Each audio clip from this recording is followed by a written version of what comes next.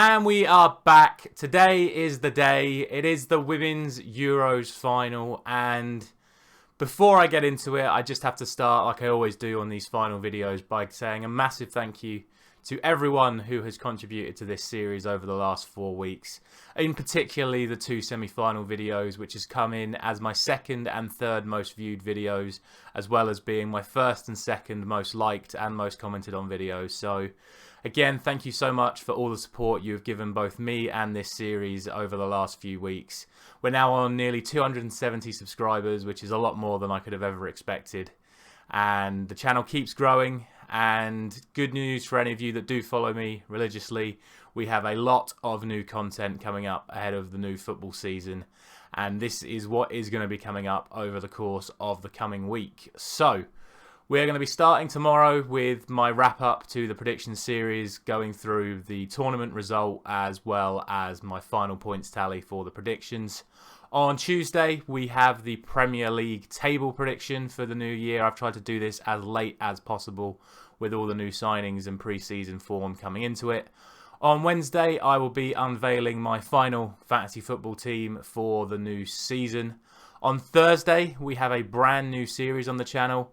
This is going to be the Players You Need series. So I am a big fantasy football fan, as you can probably tell by now. So what I'm going to be doing this year is every single Thursday, I'm going to be revealing what I think the best team for the upcoming game week will be. And then it's up to you guys to see if you can beat it. I have got a link to my Fantasy Football League in the description of this video. And if you are able to beat my best of team each week, I will definitely be shouting you out in those videos. On Friday, the series that made the channel famous will be returning. Premier League predictions for game week 1 will be beginning on Friday and will be coming every Friday and midweek if there is any double game weeks for whatever reason. Taking a break on Saturday, but then on Sunday, my reaction series will continue. If you didn't know, I now do reactions to every single Manchester United and England game. So we'll be doing Manchester United reactions from Sunday after the Brighton game. And then later on this year, we have Champions League predictions, part 2 of the Nations League predictions series, all leading up to a daily World Cup prediction series, as well as doing some World Cup fantasy football as well. So plenty of stuff still coming up on the channel after today. So do make sure that you are subscribed. And if you do like the content that we produce on here, please do consider liking, sharing and ringing that bell, as it helps the channel to grow even more. Plus, if you want to see any more of me, a slight shameless plug for my gaming channel, which I do currently post daily at 6 PM UK time. Just a little bit of fun, me and my mates having. And yeah, so thank you if you do go over and subscribe to that as well. Right, let's go through our usual process one last time, wrapping up the semi-final from the other day and then looking ahead to today's mouth-watering final. So, the second semi-final was Germany against France. And I'll be honest, I didn't think the game was as good as I thought it was going to be. I thought it was a bit, it was a bit scruffy, a bit scrappy. Both sides, you could tell how much they wanted it, but at the same time, I expected a little bit more from both of them. I went for a 2-2 draw in normal time with Germany taking the win. It did, of course, end up 2-1 in normal time.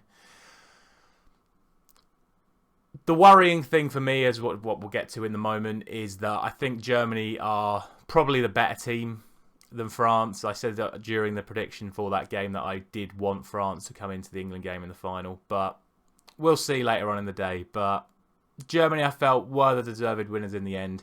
But like I said, it was a bit scrappy. I thought the football could have been played a little bit better. But in the end, the Germans did get the job done. A 2-1 win for them, meaning that I scored 1 point for that game.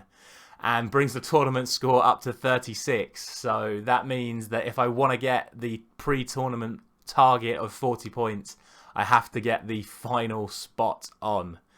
And speaking of that final, here it is. So, England versus Germany in a major final at Wembley. The last time that statement was true, it was 1966, and we all know what happened then.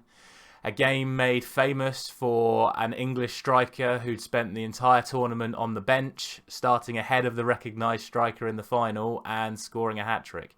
Don't worry, Germany. There's no goal line technology will be enforced today, and that is really the only side story going into today's game. Will Alessia Russo do a Jeff Hurst and start ahead of Ellen White as he did for Martin Peters? It's a very, very interesting one. I personally don't think Serena Wiegmann's going to change the team. I don't think you play the same team for the first 5 games to change it for the final unless it's like an enforced change. But to my knowledge, everyone is fit and ready for this game. So I think it'll be the same starting lineup once again. My concern is the way that the Germans play.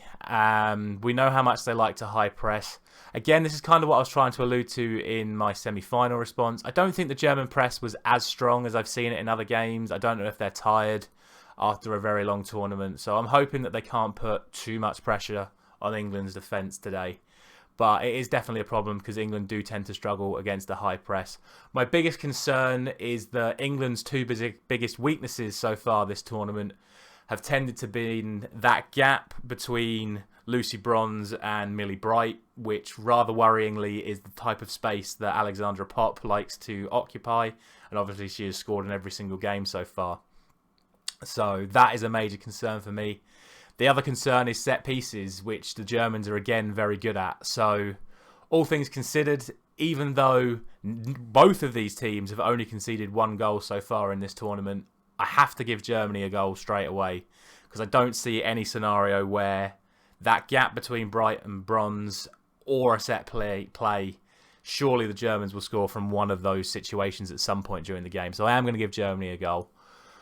On the flip side, England are the top scorers in this tournament. They've been absolutely fantastic when they've needed to be so far. And despite Germany's strong defence, I do believe England are going to score at some point in this game as well. So I am going to give England a goal as well. So now it just sort of comes down to what I believe is going to happen in the latter stages of the game. Will it stay 1-1? Will it go to extra time? Or can either side get a winner? The other key battle that I haven't spoken about yet is, of course, the midfield. Oberdorf probably being Germany's, well, you'd say Pop's their best player, but Oberdorf has been their key player in the midfield up against Georgia Stanway, Kira Walsh and Fran Kirby, who have all been fantastic for England. Can England's 3 overrun Germany's 3, where really Oberdorf has been the standout of a 3-woman midfield, should I say, whereas all 3 of England's midfielders have tended to be fantastic. I'd like to think England's midfield will just be too much for Germany in the end. I might be wrong. That might be my bias kicking in. But I think the longer the game goes on, the more chance England have of winning. I feel like, kind of like with the France game, this is a game that Germany need to win in 90 minutes. I think once we start hitting the latter stages of the game, I think England's squad depth is much bigger. I think we can bring on as much talent as we take off, whereas I don't think the Germans can say the same.